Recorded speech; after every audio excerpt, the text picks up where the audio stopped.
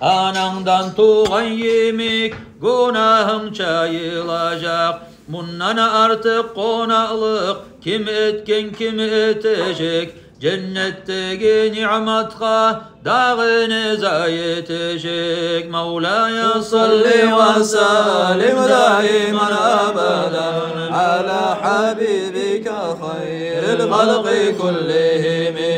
Ömrünne bir keren hacını sağa borç etken, şu borçunu kütmesen ömrün zaya getken. Sağa sağlık ömürde yaşavda bergen edim. Şoğar şükrusunu etip bir samada gelmedin. Deb aytsa Allah sağa kıyamet günü mahşarada. Uyalmağa düşecek algasa oңай barda. Mevla'ya salli ve sellim daiman abadan ala habibike hayril halqi kullihim.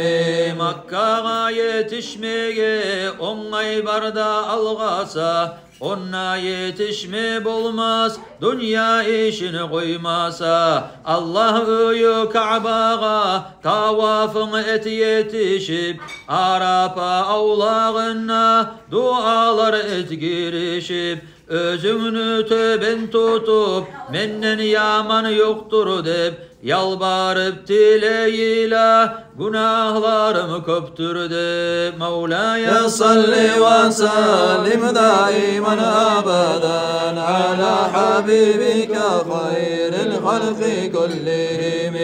Hacını kalgan borçlarını tamam etip bittirip, savbu tavafını et her bir zatını yettirip. Gelirsen Madinağa Habibini kaburuna, tiley turup Allah'a sen koş deb aburuna. Edep bulan bararsan kaburunu üstüne, etken günahlarını eske alıp küstüne. Mevla'ya salli ve sellim daiman abadan ala habibike hayril halqi kullihim.